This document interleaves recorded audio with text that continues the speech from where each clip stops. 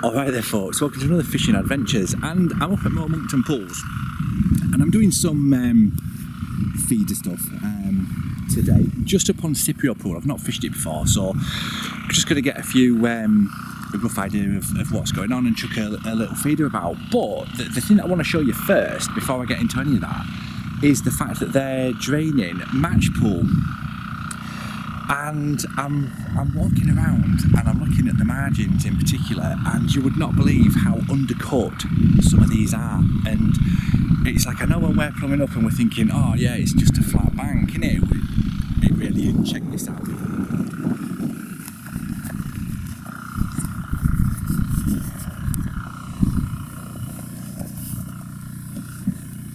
Look at that under there. Look how deep that channel goes, undercut on there. That is insane. I mean, that is crazy in itself. You could hide a £20 carp under there and you'd never even know it was there. And this is the stuff that just, it blows me away, of the things that we think we know on venues and we really don't. I'm going to just take you down now to another little peg just on the edge of the island and just zoom in to the edge of that island. This is peg 27 on Match Pool, okay.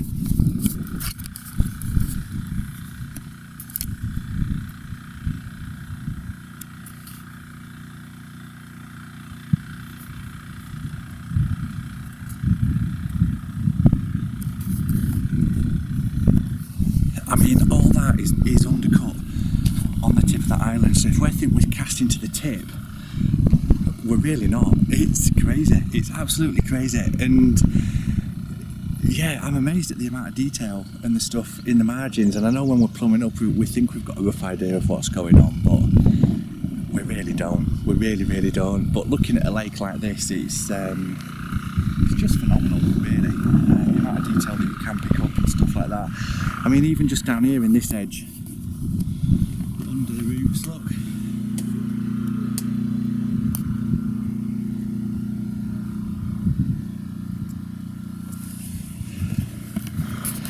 I mean, fish could be hiding in there all day and we'd never even know they were there. Do you know what I mean? But that's the cool thing about fishing, isn't it? We don't have all the answers. But yeah, I hope you enjoyed that little 2-minute clip, and I'm going to go and chuck a little feeder around and see if we can't catch a carp or two. So stick around. Cheers. Right then folks, so we're up at Monkton, as you know. I've shown you the match lake that's been drained and netted, and to be honest, I've been fishing about an hour and a half and I'm still blown away by just how deeply undercut those margins are. Crazy, but definitely food for thought. So as I've said, I've had about an hour and a half fishing on the bomb, and this is the highlight of it.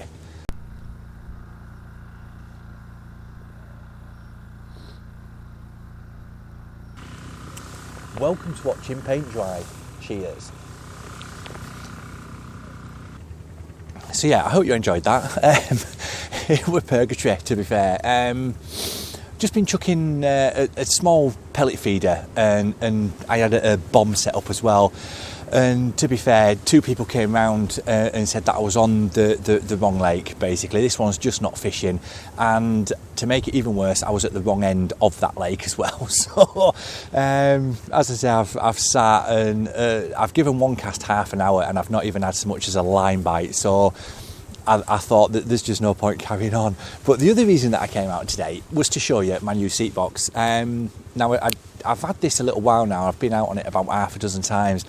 And I went with Octbox, basically. And a few people were expecting me to go Matrix, and I nearly did, to be fair. But the Octbox for me was the better option, purely because it's a bit more versatile. Okay, now the first comment from one of my best mates was, "Oh, you've bought an oil rig box. What have you done that for?" And it's like, yeah, if you look at it from that point of view, they are a bit weird looking, to be fair. They're not the prettiest box on the market. But does it really matter? With it being pretty, is it going to catch that extra fish, or is being comfortable and stable more important?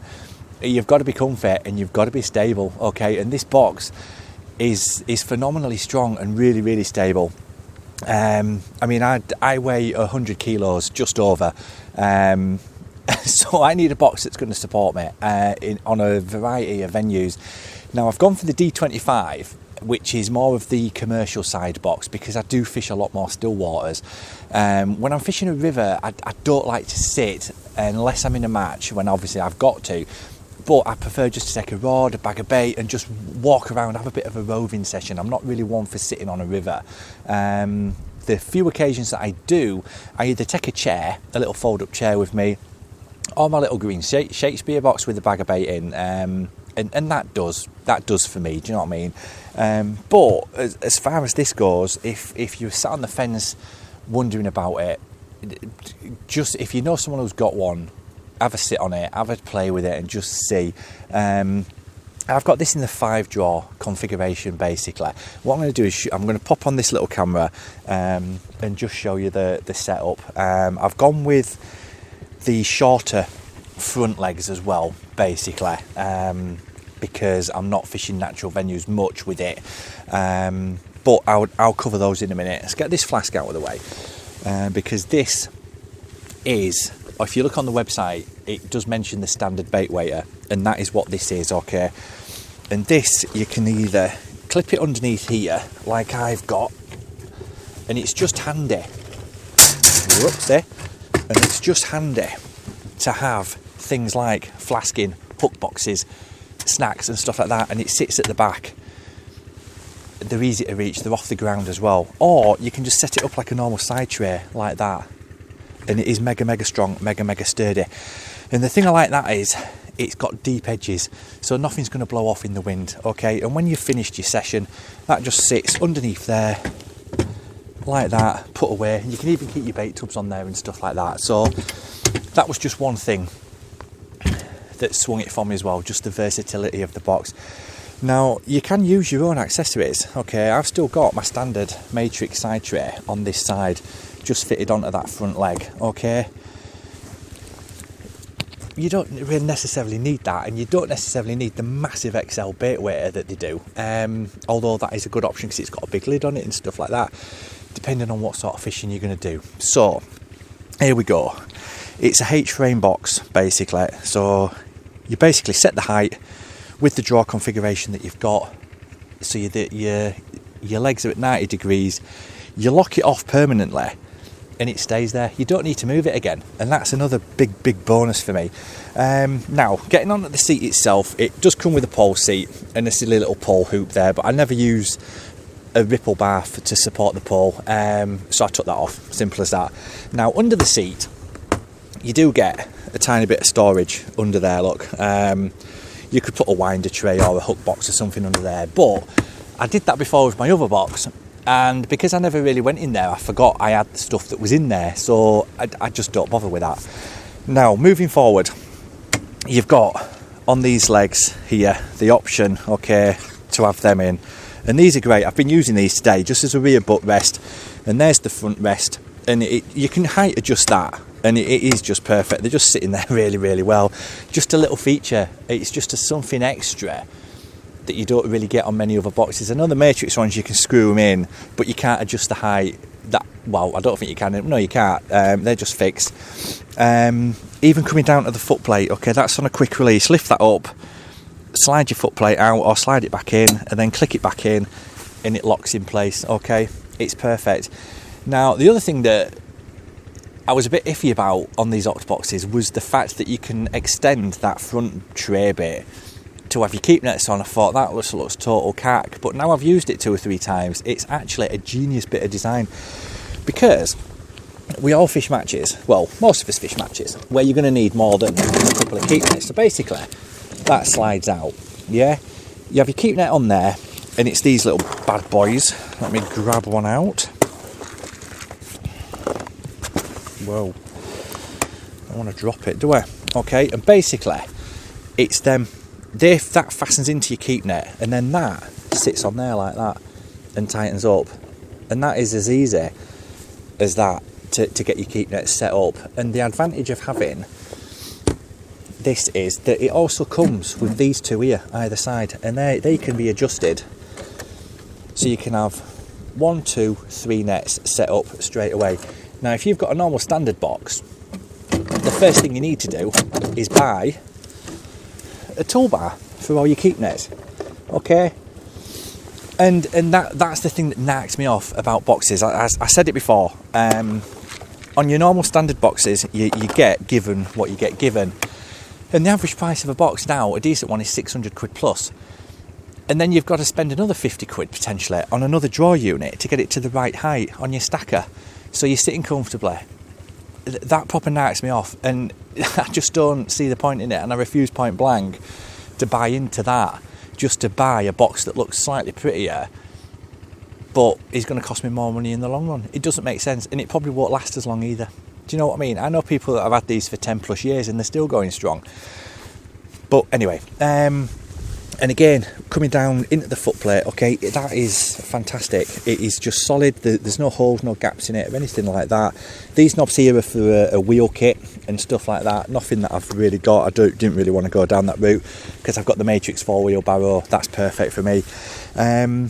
And to be fair, it is absolutely rock solid. It's not going to go anywhere. Do you know what I mean? And it's, as I said, I'm 16 stone, 100 kilo, and that does not move at all. But if we look down, it doesn't go anywhere because the feet are machined out of a solid block of aluminium. That is not going to move. That does not go anywhere. Whereas on the normal standard boxes, if you've got the plastic feet, they do flex a little bit. And I've noticed it a few times, especially on my old... Oh, excuse me. I've noticed it a few times, especially on my old box. If it weren't 100% level, the ground, if I got off the box, it'd slightly move a little bit. And then you'd sit back on it and it'd just give again. And that doesn't fill me with confidence, I'm not going to lie. But again, it won't happen with this box. As I said, I've gone for the short leg version at the front. If you fish more natural venues, you can get the longer legs, which are going to be those at that side, and they sit at the front, and you basically just set it up however you want to, basically. But yeah, and that is the box. I'll show you what I've got in the configuration that I've got. Dead simple. I fish a lot of pole venues, so I've got my pole floats in there. These are all my winter rigs, odd summer rig in there as well, for some bizarre reason still. I've got my hook boxes in there, and again these little things adjust as well, so you can get different boxes in there, and different hook lengths and stuff. Top drawer, bits and bobs, bits of weights, all sorts of line, bristle grease, marker pen, scissors. Oh, look at that. A pound coin. That's one off Mark Williams, I believe. Yeah, I wonder if he's ever going to get it back. Doubt it. And the other drawer there, look, and we've just got the keep net arms, some split shot stopwatch, membership books, odds and sods in there. And the other massive advantage of this is, when I'm sat on it, bearing in mind I'm a total lard arse, these still open, okay, without any hassle. And that, again, is just another massive advantage to me. It's another massive bonus. Being able to get into your gear without having to lift yourself up or sit differently to open drawers and stuff is just a massive advantage. But yeah, I mean, you can buy all the accessories to go with it, and it will look like an oil rig. But as a standard box in this configuration, it's perfect for what I want. And who knows, at a later date I might get the pole roofs for it and stuff like that, and the other little bits and bobs to make it into a platform and stuff. But for now, it's perfect for what I want. So I hope this helps anyway. And you're going to see me using it through different videos on different various venues and stuff like that. If you've got any questions, drop them below and I'll do my best to answer them for you. Any other queries, any other things, just look on the website, chat to people that have got them. I know John Murray's done a massive in-depth review of his D36 box, and he uses it everywhere, and it is a phenomenal box. But that box isn't for me. It's too big, it's too bulky, it's doesn't really suit my style of fishing. But yeah, I hope that helps. Thank you very much for watching today, and yeah, I'll catch you all later. Cheers.